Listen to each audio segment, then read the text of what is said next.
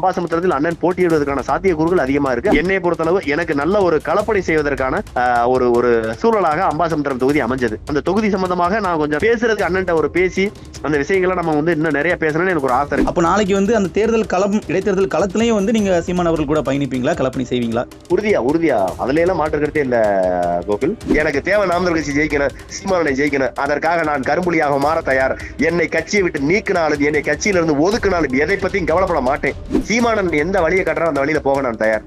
ஆனா இடையில இருக்க இந்த ஊழ பயலுக்கு வந்துகிட்டு சீமானனை ஏமாத்திட்டே இருக்காங்க என்ற வைத்தறிச்சல் தானே தவிர மற்றபடி அண்ணனுடைய திட்டமிடல் சிறப்பான திட்டமிடல், அண்ணனுடைய உழைப்பு சிறப்பான உழைப்பு. நாம் தமிழர் கட்சியை ஏமாத்தி நாம் தமிழர் கட்சியில இருந்து சுரண்டி தின்னுக்கிட்டு நாம் தமிழர் கட்சியை வச்சு வியாபாரம் பார்த்துக்கிட்டு நாம் தமிழர் கட்சியை வச்சு பேசியே பணம் சம்பாதிச்சுக்கிட்டு அப்படியா கொஞ்சம் நபர்கள் இந்த கட்சிக்கு தேவை இல்லை.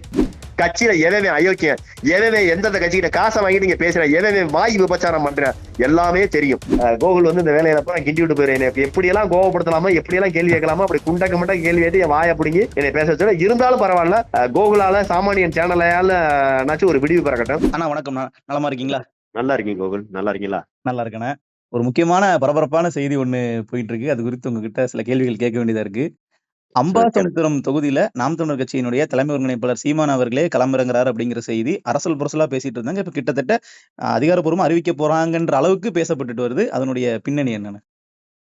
எனக்கு தெரிஞ்ச வகை அண்ணன் தான் அறிவிக்கணும், முறைப்படி அண்ணன் தான் அறிவிக்கணும். ஆனால் எனக்கு வர்ற தகவல் கூட அப்படிதான் இருக்கு. இன்னும் உறுதிப்படுத்தல, எனக்கே அப்படி ஒரு இது இருக்கு. என்னுடைய கணிப்பு சரியாக இருந்தால் அண்ணன் சீமான் இங்க போட்டியிடுவதற்கு அதிகபட்ச வாய்ப்புகள் இருக்கு.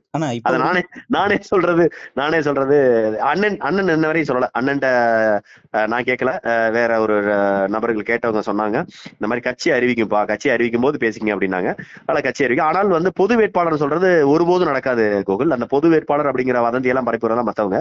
ஆனால் அம்பாசமுத்திரத்தில் அண்ணன் போட்டியிடுவதற்கான சாத்தியக்கூறுகள் அதிகமா இருக்கு. அண்ணன் போட்டியிடுவார் என்று நானே எதிர்பார்க்கிறேன். நீங்க அதை வரவேற்கிறதா சொல்றீங்க? வரவேற்கிறதுல என்ன தவறு இருக்கு? அண்ணன் அதை செய்யட்டுமே, அதை பத்தி தவறு இல்ல எனக்கு. அதாவது நான் திரும்ப சொல்றேன் கோகுல், என்ன மனசா இருந்தாலும் அண்ணன் நான் விட்டு கொடுக்கவே மாட்டேன். எனக்கு அண்ணன் மேல என்ன கோவம் இருந்தாலும் என்ன மனசா இருந்தாலும் விட்டு கொடுக்கவே மாட்டேன். நிச்சயமா. என்னைய பொறுத்தளவு எனக்கு நல்ல ஒரு களப்பணி செய்வதற்கான ஒரு சூழலாக அம்பாசமுத்திரம் தொகுதி அமைஞ்சது. அந்த களப்பணிகளோட அண்ணனோட இன்னும் நம்ம இப்படி அந்த தொகுதி சம்பந்தமாக நான் கொஞ்சம் பேசுறதுக்கு அண்ணன்ட்ட ஒரு பேசி அந்த விஷயங்களை நம்ம இன்னும் நிறைய பேசணும்னு எனக்கு ஒரு ஆசை இருக்கு. அவ்வளவுதானே தவிர அண்ணன் போட்டியிடுவதில் எனக்கு எந்த வகையெல்லாம் மனப்பூர்வமான ஒரு மகிழ்ச்சி தான். அதுல எந்த வகையான மாற்று கருத்து இல்லை. ஏன்னா அண்ணன் தான் எனக்கு போட்டியிட வாய்ப்பு கொடுத்தாரு. அண்ணன் போட்டியிடலாமா போட்டியிடக்கூடாதுன்னு முடிவு செய்யற இடத்துல நான் இல்ல. அது சரியாவே இருக்காது. அது கட்சியினுடைய தலைமை, அவர் என்ன முடிவு எடுத்தாலும் அது சரியா இருக்கும். அவர் பின்னாடி நான் பயணிக்கிறதா அதுதான் சரியான ஒரு தலைமையை மதிக்கிற ஒரு பண்பா இருக்கும்னு நான் நினைக்கிறேன். நிச்சயமா. இப்ப நீங்க வாங்கின வாக்குகள் கூட இந்த காலியான 7 தொகுதிகளில் அம்பாசமுத்திரத்தை சீமான் அவர்கள் தேர்ந்தெடுக்க ஒரு காரணம் கூட அமைஞ்சிருக்கலாம் நான் பாக்குறேன். ஏன்னா அந்த களம் ஒருவேளை சாதகமா இருக்குமோ, அந்த மற்ற தொகுதிகளை விட இது நல்லா இருக்கும்னு நினைக்கிறதுக்கு இப்ப உங்களுடைய களப்பணியும் ஒரு காரணமா இருந்திருக்கும்னு நான் பாக்குறேன்னா அந்த கருத்தை எப்படி பாக்குறீங்க? இருக்கலாம், அதுக்கு வாய்ப்பு இருக்கலாம். ஏன்னா இப்ப நீங்க தமிழ்நாட்டுல 2 தொகுதி தான் இந்த புள்ளி உரங்கள் அடிப்படையில பாத்தீங்கன்னா 2024 நாம் தமிழர் கட்சி வாங்கிய வாக்கு சதவீதத்துல 2024 விட 2026 அதிகமா வாங்கின வாக்கு, அது எவ்வளவு வேணாலும் இருக்கட்டும். அதாவது ஒரு ஓட்டுனாச்சும் 2024 வாங்கினதோட அதிகமா வாங்கின தொகுதிகள்னா காரைக்குடியும் அம்பாசமுத்திரம் தொகுதி தான் அப்படின்ற ஒரு புள்ளி விவரங்களை நானே படிக்க நேரிச்சு. நானும் முடிஞ்ச அளவு அதை கிராஸ் செக் பண்ணேன். அதுதான் உண்மையாவும் இருந்துச்சு. ஆகவே அதன் அடிப்படையிலையும் கூட அண்ணன் யோசிச்சிருக்கலாம். இல்ல பல காரணங்கள் இருக்கலாம். அண்ணனுக்கு அது ஒரு அங்க இருக்கக்கூடிய பிரச்சனைகள் ஒரு பிரதான காரணமா கூட இருக்கலாம். அல்லது என்ன காரணத்துக்காக அண்ணன் அங்க தேர்ந்தெடுத்தாருங்கிறது அது அண்ணனுக்கு மட்டும் தான் தெரியும். அது அவர் அண்ணன் போட்டியிடுறான்ற போது அது இன்னும் நிறைய விவாதிக்கணும். அதுல நிறைய என்ன கலப்பணி செய்யணும். என்னைய பொறுத்தளவு நான் அண்ணனுக்கு வைக்கிற சீமானனுக்கு நான் இந்த காணொலி வாயிலா நான் வைக்கிற கோரிக்கை, அண்ணன் நீங்க போட்டியிட்டாலும் சரி, யார் போட்டியிட்டாலும் சரி, நாம உடனடியாக இடைத்தேர்தல் வேலைகளை நம்ம இன்னும் தீவிரப்படுத்தினா நல்லா இருக்குங்கிறது என்னுடைய தாழ்மையான வேண்டுகோள், கருத்து. ஏன்னா நம்ம இன்னைக்கு நீங்க பாத்தீங்கன்னா மற்ற கட்சிகளா வேலையை தொடங்கிட்டாங்க. எப்பவுமே நாம் தமிழர் கட்சி தான் முதல் ஆளா வேலையை தொடங்கும். ஆனா பாத்தீங்கன்னாக்க மற்றவர்கள் இன்னைக்கு நம்மளுக்கு முன்னாடியே வேலைகளை தொடங்கி வேலைகள் பார்க்க ஆரம்பிச்சிட்டாங்க.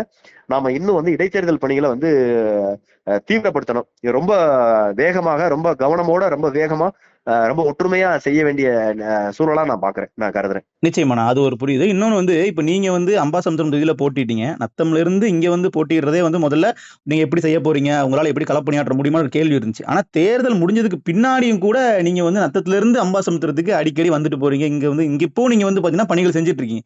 அப்ப நாளைக்கு அந்த தேர்தல் களம் இடைத்தேர்தல் களத்திலையும் நீங்க சீமான் அவர்கள் கூட பயணிப்பீங்களா, களப்பணி செய்வீங்களா? உறுதியா அதுல எல்லாம் மாற்றுக்கிறதே இல்ல கோகுல். நான் வந்து உறுதியாக நான் எப்பவுமே என்னுடைய கட்சி பணிகளை செய்யறதுல நான் எப்பவுமே தயங்கினது இல்ல, யோசிச்சது இல்ல கோகுல். அதுல எல்லாம் நான் எந்த இடத்துல விட்டு கொடுத்தது இல்ல. ஆனா நிறைய வந்து இடையூறுகள் இருக்கு. அந்த இடையூறுகளை சரி செஞ்சா இன்னும் கொஞ்சம் சுதந்திரமா வேலை செய்யலாம். நிறைய வந்து இந்த கட்சியில் வந்து இந்த கட்சியினுடைய பின்னடைவுல வந்து ஒரு சிலர் வந்து இந்த கட்சியில வேலை நடக்குதோ இல்லையா, என்னைய கேட்டுதான் வேலை நடக்கணும். நீ வேலை பாக்குறியோ இல்லையோ, கட்சி பணி செய்யறியோ இல்லையோ, என்னைய மீறி செய்யக்கூடாது, என்னையை தாண்டி செய்யக்கூடாது, என்னைய கேட்காம செய்யக்கூடாது, என் அனுமதி இல்லாம செய்யக்கூடாது. இப்படின்ற நபர்கள் வந்து உளவியலாவே இங்க நிறைய பேர் வந்து அந்த மாதிரி எண்ணத்திலேயே நிறைய பேர் இருக்காங்க. நம்மளை பொறுத்தவரை எப்படின்னா, யாரு செஞ்சாலும் கட்சி வேலை செய்யும். கட்சி வேலை செய்வதற்கு யாரும் யாருக்கும் தடை போடக்கூடாது. கட்சி வேலை செய்வதற்கு யாரும் யாரிடத்திலையும் அனுமதிக்காக காத்துக்கிட்டு இருக்க கூடாது. இது என்னுடைய தனிப்பட்ட கருத்து. ஆனா அது வந்து தொடர்ச்சியா அது நடக்குது. இதை வந்து நம்ம சரி செஞ்சா நல்லா இருக்கும். குறிப்பா வந்து அம்பாசமுத்திரத்துல இதுல கொஞ்சம் நாம இன்னும் கொஞ்சம் சரி செஞ்சிருந்தால் இப்போவே சரி செஞ்சா நல்லா இருக்கும். 10 ரூபாய்க்கு ஒருத்தன் வேலை பார்த்தானா 1000 ரூபாய்க்கு அவன் தடுக்கிற வேலையை இன்னொருத்தன் பாக்குறேன். இதை சரி செய்யாம இதை நான் பேசினா கூட இதை எதுக்கு பொது வெளியில பேசுறேன் பாக்க. நான் பொது வெளியில பேசாம போயே சேரல கோகுல். இப்படி பொது வெளியில பேசுறதுனாலே எனக்கு ஒரு கெட்ட பேர் ஆகுது. அதுவும் கோகுலோட பேசுற சாமானியன்ல பேசியதே எனக்கு நிறைய சங்கடங்கள் வருது. பரவாயில்ல, வந்தாலும் பரவாயில்ல. நீ எப்பவுமே இந்த கோகுல் வந்து இந்த வேலையில நான் கிண்டி விட்டு போயிரு. எனக்கு எப்படியெல்லாம் கோவப்படுத்தலாமா, எப்படியெல்லாம் கேள்வி கேட்கலாமா, அப்படி குண்டக்க மட்டும் கேள்வி கேட்டு என் வாயை பிடிங்கி என்னை பேச வச்சோட இருந்தாலும் பரவாயில்ல. கோகுலால சாமானியன் சேனலால நாச்சும் ஒரு விடிவு பிறக்கட்டும். நாம கட்சிக்குள்ள யாரெல்லாம் சீமானன் மாதிரி உழைக்கிறாங்களோ அப்ப அந்த கட்சி ஜெயிக்கும். 234 தொகுதிக்கும் 234 சீமான் தேவை. ரத்தத்தை வேர்வையாக சிந்தி உழைக்கக்கூடிய சீமான்கள் தான் நாம் தமிழர் கட்சி தேவை. நாம் தமிழர் கட்சியை ஏமாத்தி நாம் தமிழர் கட்சிக்குள்ள இருந்து சுரண்டி தின்னுக்கிட்டு நாம் தமிழர் கட்சியை வச்சு வியாபாரம் பார்த்துக்கிட்டு நாம் தமிழர் கட்சியை வச்சு பேசிய பணம் சம்பாதிச்சுக்கிட்டு அப்படியா கொஞ்சம் நபர்கள் இந்த கட்சிக்கு தேவை இல்லை என்னைய பொறுத்தளவு. நிச்சயமா புரியுது. இந்த கட்சிக்குள்ள வேலை செய்யறதுக்கு அனுமதி வாங்க வேண்டியது இருக்கு. வேலை செய்யறவங்களை தடுக்கிறவங்க அண்ணன் பக்கத்திலே உட்காந்துக்கிட்டு வேலை செய்ய விடாம தடுத்து இந்த கட்சியை வந்து ஒண்ணும் இல்லாம பண்ணிக்கிட்டே இருக்காங்க. இதனால அண்ணன் இதுக்கு ஒரு நடவடிக்கை எடுத்து உடனடியாக இடைத்தேர்தல் ஆரம்பிச்சா நல்லா இருக்கு. நான் திரும்ப சொல்றேன், அண்ணனை போல உழைக்க வேண்டும். அண்ணன் தான் நம்மளுக்கு முன்னத்தி ஏறு. அண்ணன் தான் நம்மளுடைய ரயில் என்ஜின். சீமானன் மாதிரி உழைக்கக்கூடிய நபர்கள் இங்க களத்துல நிக்கணும். சீமானன் மாதிரி உழைக்கக்கூடிய நபர்கள் களத்துல நிக்கிறவங்களுக்கு பக்கபலமா நின்று உழைக்கணும். இதை அண்ணன் செஞ்சுட்டா நான் உறுதியா இந்த இடைத்தேர்தல் பூரா வெல்லணும். இதுவும் கூட கட்சி மேல அவப்பெயர் செலுத்தவோ கட்சியை குறை சொல்லவோ கிடையாது. வெறி, கட்சி ஜெயிக்கணும் வெறி. சீமானுடைய சட்டசபைக்கு போகணுன்ற வெறி. சீமானுடைய சட்டையை பாருங்க, உழைக்கும் போது மேடையை பேசும்போது அவர் பிரச்சாரத்துக்கு போகும்போது அவர் சட்டையை பாருங்க, வேர்த்து ஒளி, அவருடைய ரத்தம் வேர்வையை சிந்து வேர்த்து ஒளி இருக்கிறார். இந்த பென்ஸ் கார் வாங்கிட்டாரு, ஆடி கார்டு வாங்கிட்டாரு, ஆவணி கார் வாங்கிட்டு சொல்ற மயிராண்டிய அவர் எந்த அளவிற்கு உழைக்கிறான்னு போய் பாருங்க. ஒவ்வொரு இடமும் இங்க பாருங்க, காலேஜில் கத்துக்கிறாத விஷயத்தை, கல்லூரிகளில் கற்றுக்கொள்ளாத விடயங்களை, பள்ளிகளில் கற்றுக்கொள்ளாத விடயங்களை சீமானுடைய ஒவ்வொரு அரசியல் மேடையிலையும் படமா போட்டு காமிச்சாரு. முதல்ல கத்தி கத்தி பேசினாரு. இன்னைக்கு பேசுறதை தாண்டி ஒவ்வொருத்தரும் படமா போட்டு காமிச்ச ஆரம்பிச்சாரு. அவர் உழைச்ச உழைப்பு மாதிரி 100 பேர் உழைச்சிருந்தாங்க, 100 பேர் உள்ள போயிருக்கலாம்.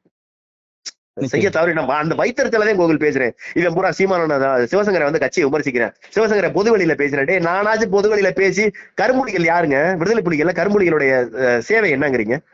ஒரு போருக்கு போறோம் 5000 பேர் இந்த பக்கம் நிக்கிறேன், 5000 பேர் அந்த பக்கம் நிக்கிறேன். நாம 5000 பேர் போரிட போறோம்னா எதிரி 5000 பேர்ல 5 பேராச்சும் ஜாவேன், 500 பேராச்சும் ஜாவேன், இல்ல 5000 பேராச்சும் ஜாவேன். சாவம்னு துணிஞ்சுதானே ஆயுதத்தை தூக்கிட்டு போறோம். 5000 பேர் போரிட்டு சாகிறதுக்கு நான் ஒருத்தன் போய் என் உடம்புல வெடிகுண்டை கட்டிட்டு நானே 5000 பேர்த்த சாகடிக்கிறேன்டா எதிரின்னு சொல்லிட்டு போனதுதான் எங்க கரும்புலி.